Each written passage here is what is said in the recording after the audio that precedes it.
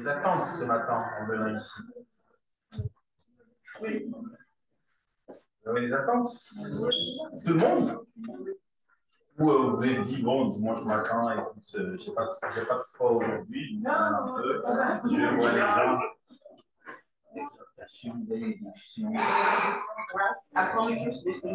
La Bible dit qu'il faut que la personne qui s'approche de Dieu croit qu'il existe et qu'il est le rémunérateur de tous ceux qui le cherchent. Ça veut dire que quand on vient, que ce soit à l'église ou quand on rentre dans un moment d'intimité spirituelle, il faut forcément s'attendre à quelque chose. Il faut s'attendre à ce que le Seigneur nous bénisse, il faut s'attendre à ce que le Seigneur nous parle, et il faut s'attendre à ce que le Seigneur nous... Oui, mais aussi qu'il nous punisse. Punisse. Non, il ne punit pas Dieu. Qu'il nous protège, oui. On sait qu'il nous reproche quelque chose. Qu'il nous recadre un peu. Non? Dirige. Qu'il nous corrige. Qu'il nous dirige. Qu'il nous dirige. Qu'il nous recadre un peu. Hein, et c'est ça, le recadrage, ça fait parfois un peu mal, mais ça fait du bien. Comme on aime recadrer nos enfants, on aime recadrer les personnes que le Seigneur met autour de nous. Et ce matin, je voudrais apporter un message qui va dans les deux sens. Ça recadre, ça aussi, ça bénit aussi. Est-ce qu'il vous est déjà arrivé dans votre vie de vous sentir complètement et totalement bloqué par une situation, bloqué par un problème, et que vous avez le sentiment de ne pas véritablement avancer et que vous ne pouvez pas avancer. Vous n'avez pas les cartes en main pour pouvoir faire avancer les choses. Ça vous est déjà arrivé? Oui. Bon, ce n'est pas arrivé à tout le monde, c'est bien. Si! Ah, c'est pas tout le monde, hein? Ça arrive? De ne pas sentir les cartes en main. En tout cas, moi, c'est des moments que je n'aime pas. Parce que tu as l'impression que tu n'as pas la maîtrise de la situation et que tu ne peux rien faire pour débloquer la situation pour permettre à ce que ça puisse avancer. Je ne sais pas si vous vous aimez ces moments-là. Ce n'est pas du tout confortable. Non, c'est pas. C'est pas bon. Non. Mais malheureusement, ce sont des moments qui arrivent très, très souvent. Ce n'est pas que c'est rare. Ça arrive très, très souvent où on se sent impuissant. On sent qu'on ne peut pas faire grand-chose. On sent qu'on n'a pas les cartes à main. On n'a pas les billes à main pour pouvoir débloquer la situation. C'est pendant ces moments-là qu'on a envie d'être un petit magicien. On a envie d'être, comment on appelle, un Joséphine de la Mare, n'est-ce pas? Pour claquer le doigt et voir la situation se débloquer. Mais malheureusement, Dieu ne permet pas que les situations se débloquent comme ça. Alors, dans ces moments-là, quelle est l'attitude que nous adoptons, nous qui sommes les enfants de Dieu? Comment est-ce qu'on se comporte? Oui? Moi, je vais dans une intimité avec Dieu, je me fais chez genoux, et je prie sincèrement. D'accord, c'est bien, oui. Comment, quand ça arrive, je dis à Dieu immédiatement, Seigneur, je laisse le parler, parce que je ne sais plus quoi faire. Voilà, je m'abandonne à toi. D'accord. Même chose pour moi. Même chose? Ah, c'est pour ça que toi, vous êtes spirituel ici. Oui. Moi, je suis frustré. Oui. Ah, voilà quelqu'un qui est un peu comme moi. Frustré, parfois énervé. Non? Ah oui. Humainement parlant, un peu énervé. Parfois, quelqu'un qui nous dit simplement bonjour, ça nous énerve. Il n'a rien fait de mauvais, il nous a juste dit bonjour. Je vais vous rassurer ce matin parce que ça n'arrive pas qu'à nous, ça n'arrive pas qu'à vous, ça arrive à presque tous les êtres humains et c'est déjà arrivé aux enfants de Dieu aussi dans la parole. Et je voudrais que nous puissions lire un passage, on va voir comment est-ce qu'eux se sont comportés et ce que Dieu attendait précisément, en tout cas ce que Dieu attend de nous en ce moment-là. Amen. Vous êtes d'accord? On y va? Vous voulez découvrir plus? Oui. Allez, dans le livre de Exode, chapitre 14. J'aime bien que tout le monde ait sa Bible.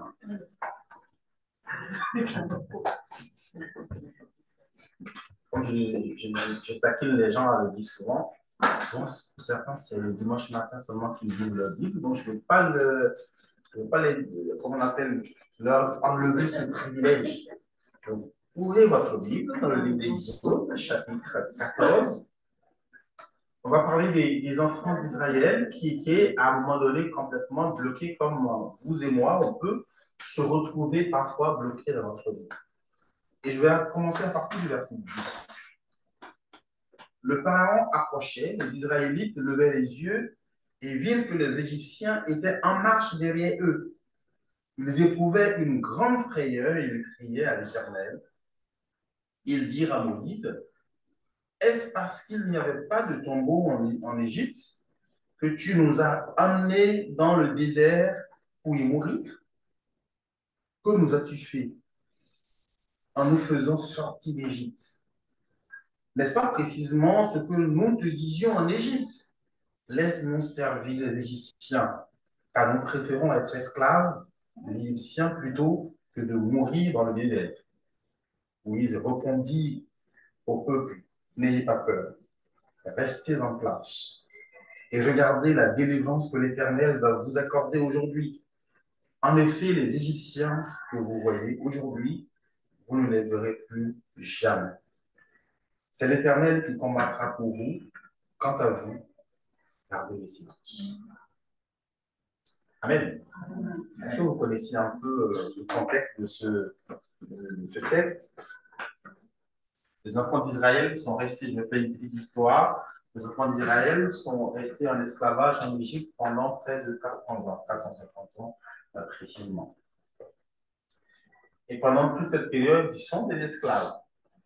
Ils étaient astreints à des travaux durs, des travaux difficiles.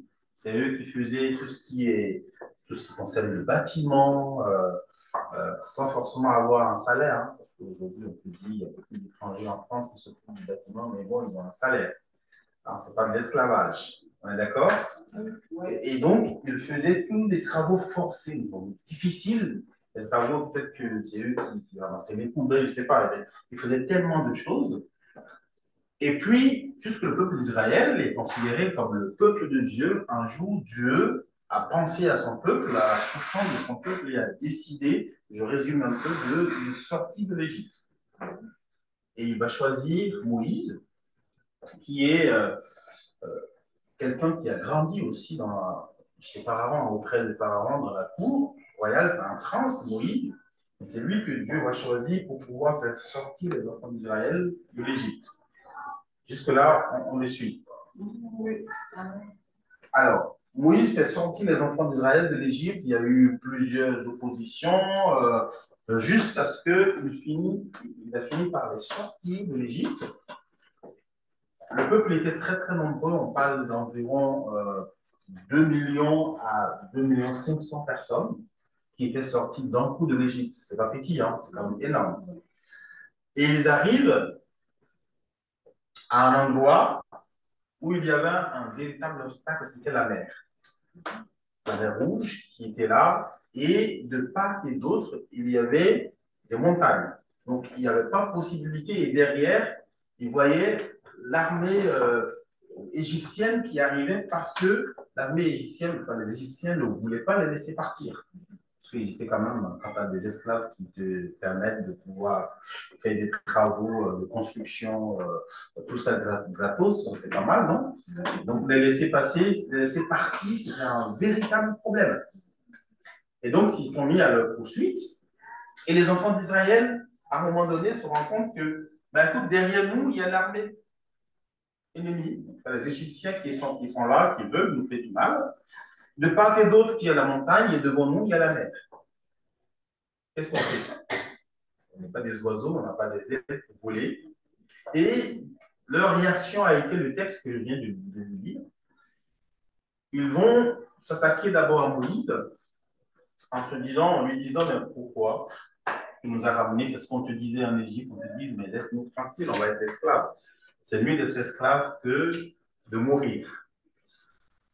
Ça, c'est leur point de vue. Ils ne sont pas reconnaissants. Ils ne sont pas reconnaissants. OK.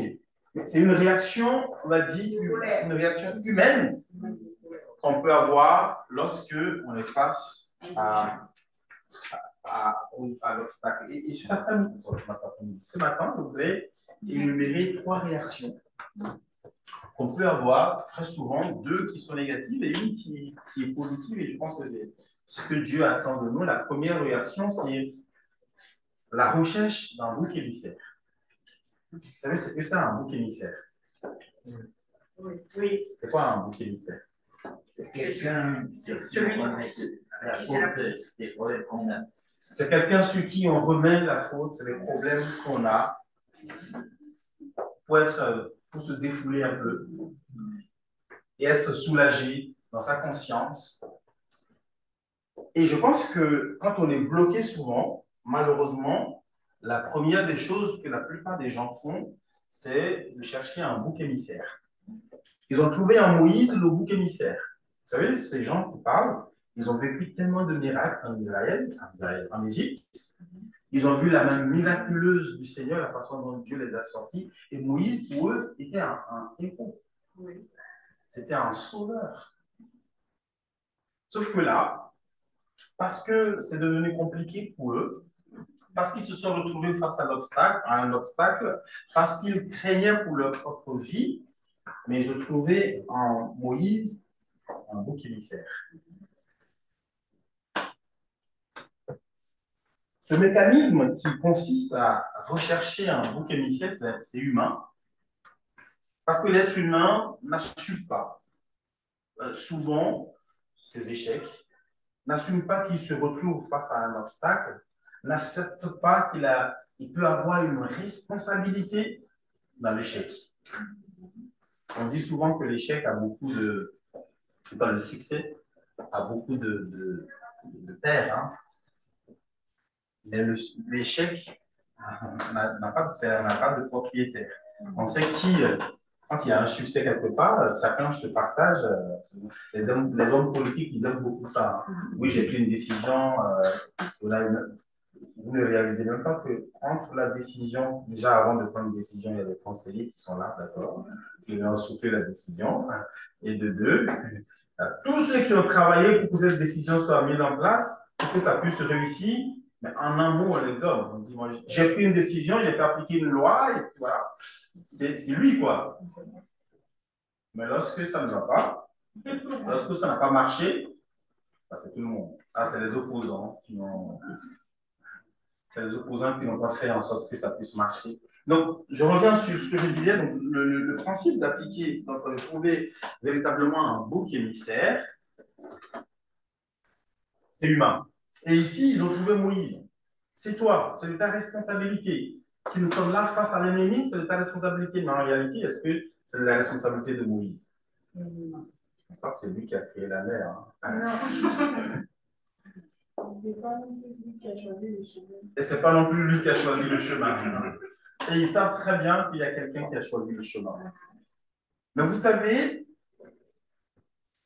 quand on fait reposer sur un bouc émissaire la responsabilité de ce que nous vivons. Il faut être conscient qu'on fait souffrir quelqu'un.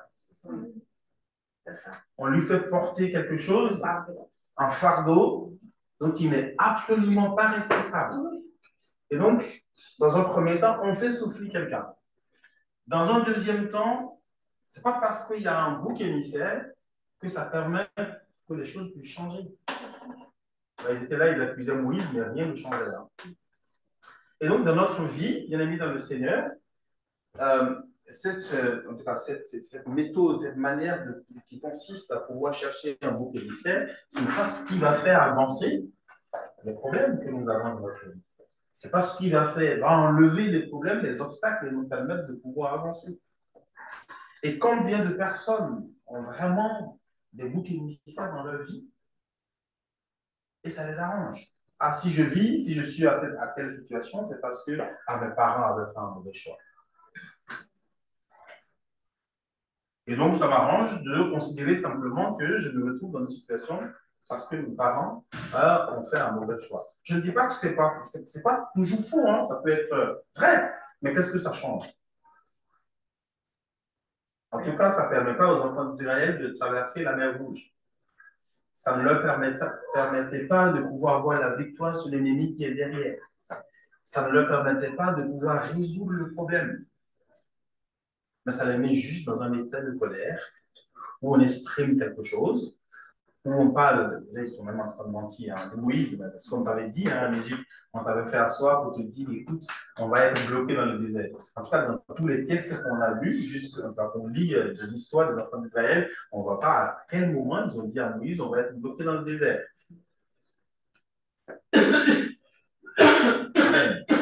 Donc, ce n'est pas une très très bonne chose, bien aimés dans le Seigneur, de rechercher un bouc émissaire.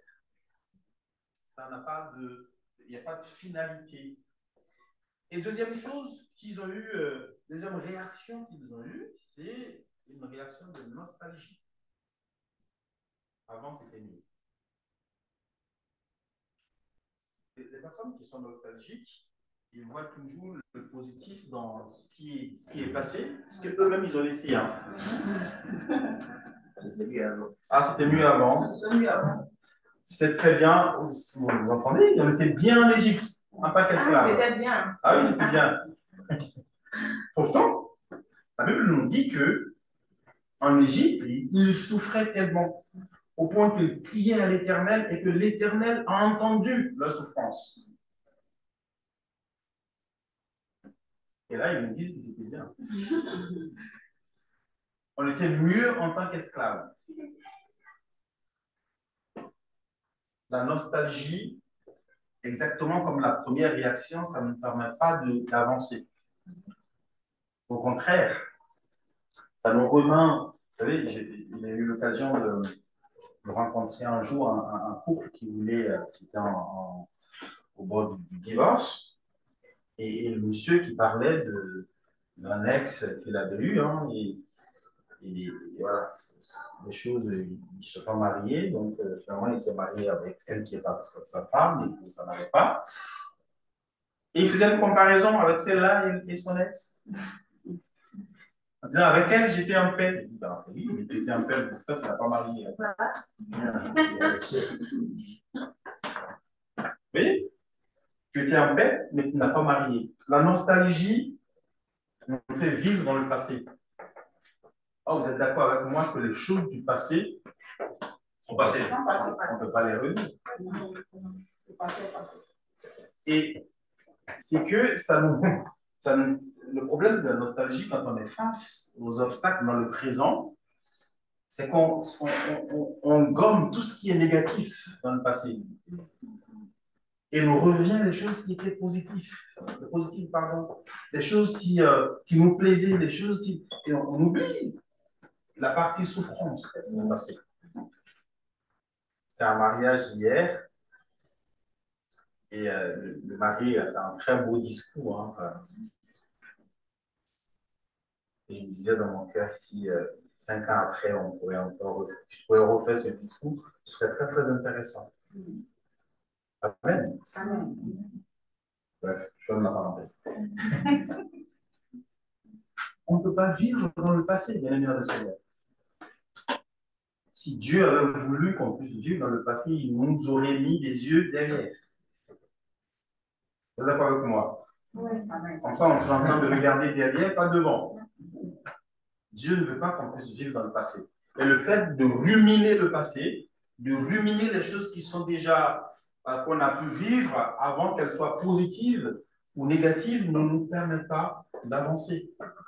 Beaucoup de personnes, je prends la situation des vies de couple, hein, sont bloquées dans leur vie de couple et n'arrivent pas à avancer parce qu'ils sont dans la nostalgie. Oh là là, c'était bien quand j'étais célibataire. Mais pourtant, tu as refusé d'être célibataire, tu t'es marié. Amen. Amen. C'était bien, vraiment, quand j'étais marié, mais tu as divorcé. Tu as fait le choix de rompre le mariage et de vivre seul.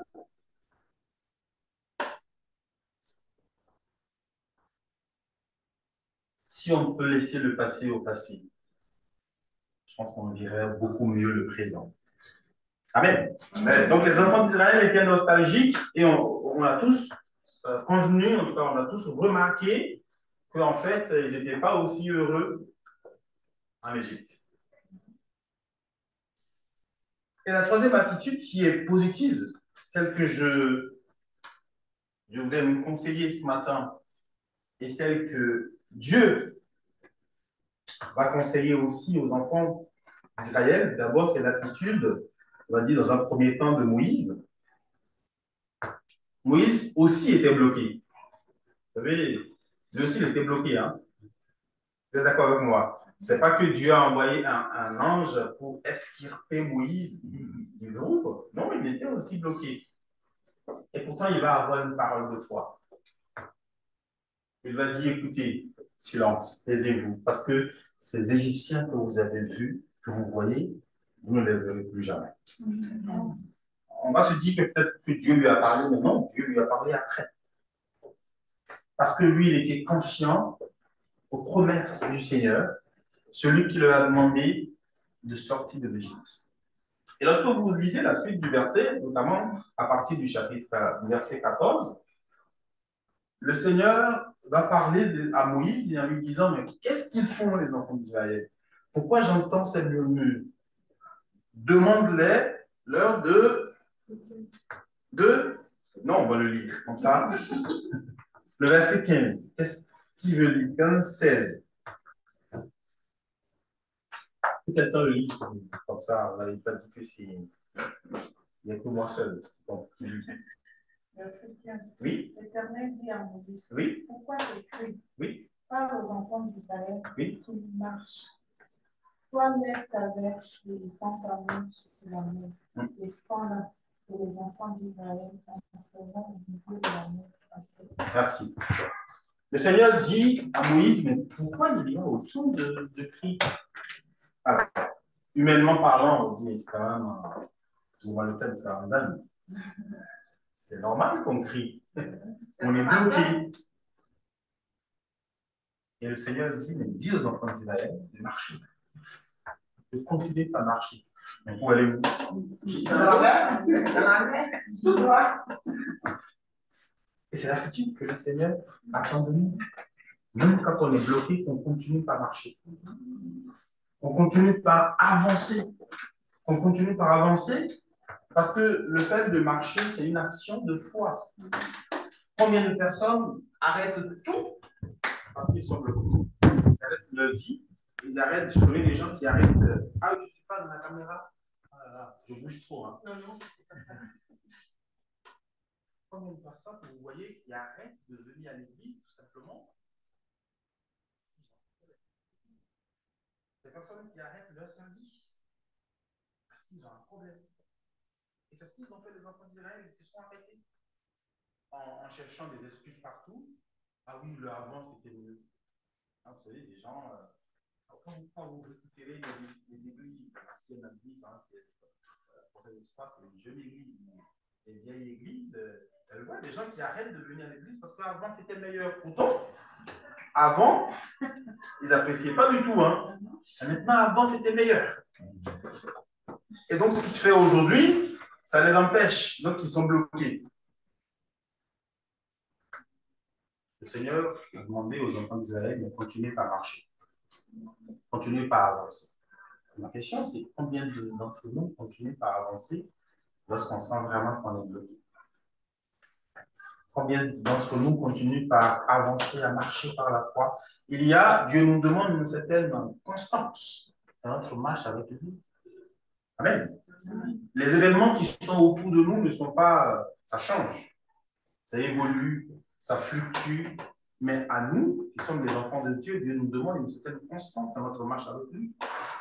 Je ne vais pas arrêter de lire ma Bible parce que je suis déçu par Dieu.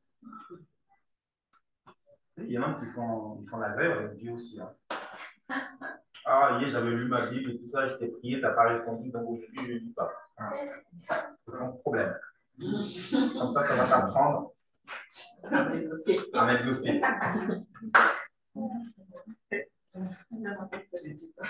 Je caricature, mais typiquement, c'est comme ça qu'on fonctionne. Hein. Ah, hier, j'avais prié, j'ai jeûné et tout ça, ça m'a pas répondu. Bon, maintenant, je jeûne plus, je mange comme je veux. Tu apprendras à m'exaucer. Dieu ne fonctionne pas comme ça. Amen. Et les enfants d'Israël, pensaient que Dieu ne voyait pas l'obstacle. Vous savez, Dieu voit l'obstacle. Il voit les obstacles, il voit les problèmes. Il les connaît même mieux que nous. Mais il nous demande simplement de continuer par marcher, par la foi, de continuer par avancer. C'est là où je voudrais encourager quelqu'un ce matin. Dieu sait ce que tu vis, il sait ce que tu traverses, il le connaît mieux que toi. Mais il veut que tu continues par avancer. Une constance pardon, dans ta marche avec lui. Une constance dans ton engagement. Amen. Et il y a de cela quelques mois, parce que on est parfois découragé. Hein, découragé, et puis que le Seigneur me dit, écoute, j'ai besoin que tu sois constant dans ce que tu fais.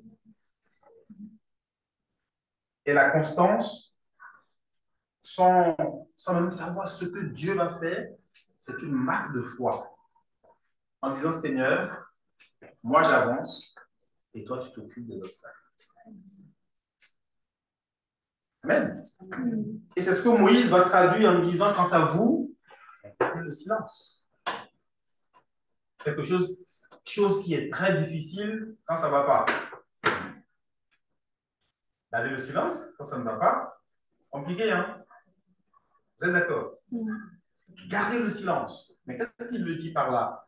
Non, il ne s'agit pas de ne pas parler. Il s'agit vraiment de pouvoir rester calme. La Bible dit que c'est dans le cadre de la confiance que réside notre force.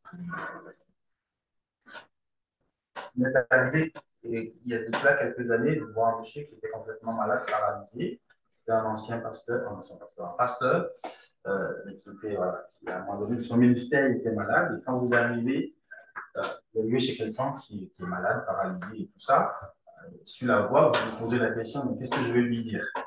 Comment on peut l'encourager? Quand vous arrivez chez lui, c'est lui qui vous exhortait. Et vous oubliez son handicap. Vous oubliez sa maladie. Il y a une certaine joie, il dégageait quelque chose. Quand tu sors de là, tu te dis, mais Seigneur, comment vraiment quelqu'un qui se trouve dans une telle situation, quelqu'un qui t'a servi, hein? Il avait des choses à revendiquer aussi. Hein. Vous pouvez dire, Seigneur, je t'ai servi. Mais comment quelqu'un qui t'a servi peut se retrouver dans une telle situation, mais encore avec une certaine constance dans sa foi? Le problème dans notre monde d'aujourd'hui, c'est qu'on manque de constance. Et si nous manquons de constance, nous arrêtons de marcher. Pourquoi Dieu demandait aux enfants d'Israël de marcher? Parce que à chaque obstacle, il y a aussi une opportunité. Il va leur faire vivre quelque chose que beaucoup de personnes aimeraient vivre dans le monde. Il va leur faire vivre quelque chose d'unique, quelque chose d'extraordinaire. Marcher dans la mer. Vous pouvez, vous? Dites-moi, vous pouvez marcher dans la mer? Non, mais quand on a pied, oui, mais après, quand on a... Oui, c'est vrai. On nage. Le Seigneur va ouvrir la mer. Ça, c'est scientifiquement prouvé. Hein. Ouvrir la mer à sec. Ils vont marcher dedans. Amen. Ils vont marcher dedans à sec, tranquillement. 2 500 000 personnes, ils vont marcher à sec jusqu'à traverser la mer. C'est formidable. Mais ils n'auraient jamais vécu ça si à un moment donné, ils n'étaient pas retrouvés bloqués. Si vous voulez vivre les miracles de Dieu, Amen. Vous voulez vivre les miracles de Dieu? Amen. N'oubliez pas que quand on prie en disant Seigneur, nous voulons vivre des miracles, c'est que nous disons aussi Seigneur, mets-nous devant les épreuves de Christ. C'est ça. Sinon, le miracle n'a pas de sens. Amen. Si je vous demande, ouvrez votre Bible, et vous prenez votre Bible, vous ouvrez, vous avez une Bible, vous ouvrez, il n'y a pas un miracle. Mais si vous vous retrouvez quelque part où il n'y a pas de Bible, et on veut vraiment que les Bibles puissent descendre du ciel, là, on voit le miracle. Si je vous dis on va manger à midi alors qu'on a déjà rempli le frigo, ça ne pas un miracle. Mais s'il n'y a rien dans le frigo et qu'on se met tous ensemble en disant Seigneur, on a faim entre midi parce qu'on veut manger, on va voir le miracle. Amen. Amen. Donc en recherchant le miracle de Dieu, c'est que nous disons aussi au Seigneur, mais nous devons des épreuves humainement insupportables, humainement difficiles. Et à chaque fois que le Seigneur nous permet de nous retrouver devant des épreuves humainement, en tout cas qu'on ne peut pas résoudre humainement, c'est là que nous pouvons vivre le miracle de Dieu. Ils ont vécu le miracle de Dieu, ils sont passés à sec, et au chapitre 15, ils vont chanter un cantique en l'honneur de l'Éternel pour le louer, pour le glorifier, pour le magnifier, pour ce qu'il a fait, il a accomplir dans leur vie. Le cœur de mon message de ce matin, c'est que nous puissions continuer par marcher avec constance, même quand les épreuves sont là. Amen. Amen. Je ne sais pas combien de personnes, qu'est-ce que tu as déjà abandonné? Peut-être qu'il y a des gens ici qui étaient dans des églises hier où ils ont été de vrais serviteurs du Seigneur. Ils ont accompli des choses pour le Seigneur, ils étaient très engagés. Qu'est-ce qui t'a arrêté? Comme l'apôtre Paul pouvait demander aux Galates, vous courriez bien, mais qu'est-ce qui vous a arrêté? Qu'est-ce qui vous empêche d'avancer? Qu'est-ce qui vous empêche de continuer ce que vous faisiez avant? Pourquoi vous vous êtes arrêté? Ah oui, les conditions ont changé. On ne peut pas s'arrêter. Amen. Amen. Quand on s'arrête, c'est qu'on s'arrête aussi de vivre les miracles. On s'arrête aussi d'avoir des témoignages extraordinaires. On s'arrête de vivre des choses extraordinaires avec le Seigneur. C'est quand on continue par marcher qu'on peut vivre, continuer par vivre, expérimenter des choses extraordinaires avec le Seigneur. En tout cas, Moïse et les enfants d'Israël peuvent témoigner qu'ils ont pu vivre quelque chose d'extraordinaire avec Dieu. Amen. Est-ce que tu veux t'arrêter ou tu veux continuer par marcher? Est-ce que tu veux avoir cette constance, même quand les épreuves sont là? Ou est-ce que tu veux simplement t'asseoir dans ta chambre, chercher les boucs émissaires? Ah oui, c'est sûr que si ce n'était pas telle personne-là, si je n'avais pas rencontré celui-là, si je n'avais pas fait ça, ce n'est pas ce qui permet d'avancer. Et c'est dans la marche que nous pouvons avoir un moment, pour revenir à ce que vous disiez au début, c'est lorsqu'on marche qu'on peut avoir cette confiance au Seigneur. Puis, Seigneur, je te confie ta situation, mais je continue à marcher. Amen. Amen. Je me pose toujours des questions, ceux qui arrêtent leur service à l'église, tout simplement parce qu'ils sont frustrés. Ils agissent contre qui?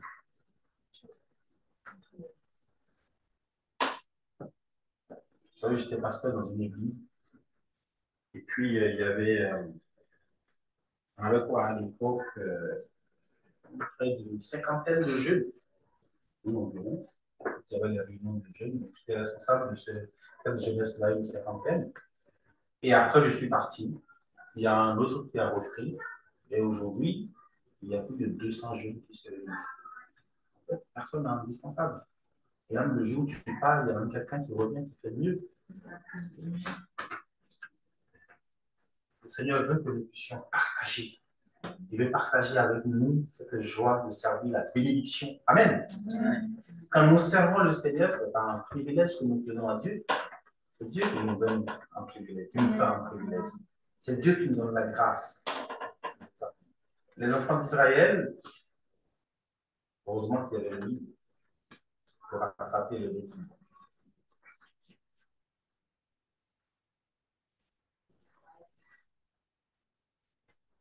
On va prier ensemble. Notre Père, notre Dieu, tu es fidèle. Merci pour ta parole.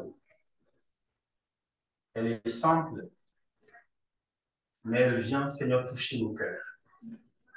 Parce que tous ici, nous avons un jour de notre vie, dans des situations, nous avons été bloqués. Peut-être que parmi nous, il y a encore des gens ce matin qui se retrouvent pile poil dans une telle situation. et qui peut-être ont des réactions diverses, pas peut-être les réactions que nous avons citées ce matin. Mais nous, Seigneur, pourra ne pas avoir une attitude purement humaine. Parce que nous servons un Dieu, un grand Dieu. Alléluia.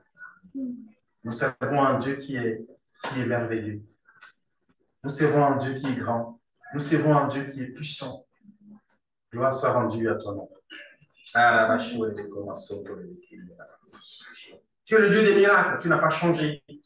Tu es le même hier, aujourd'hui et tu le seras éternellement. Viens encore nous visiter ce matin. Dans le nom puissant de Jésus. Amen.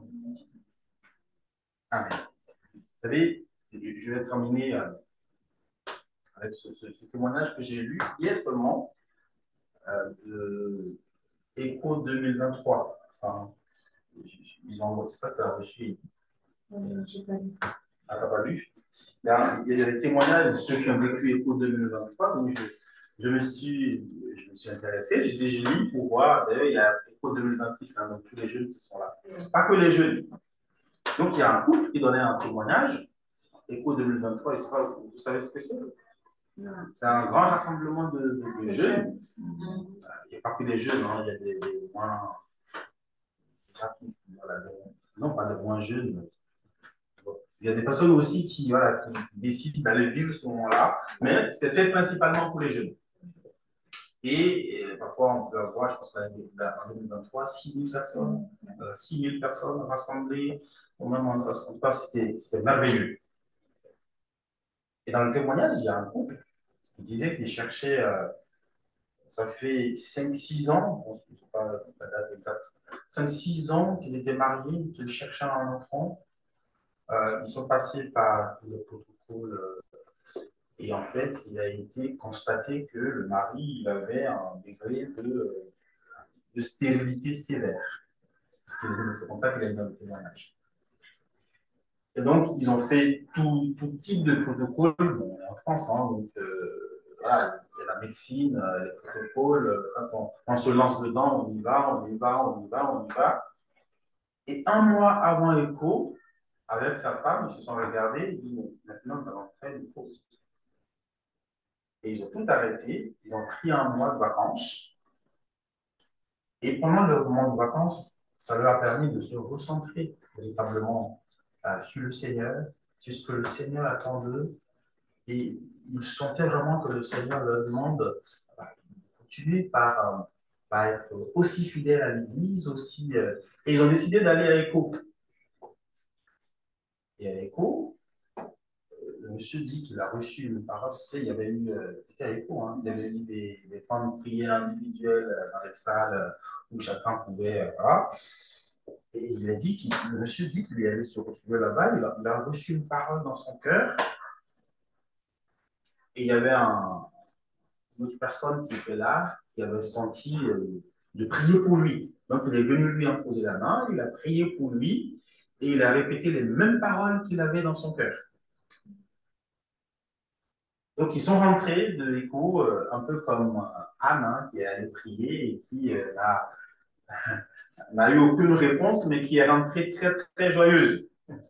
Et donc, ils sont rentrés très, très joyeux, très, très à la maison, ils ne sachant pas ce que le Seigneur a fait.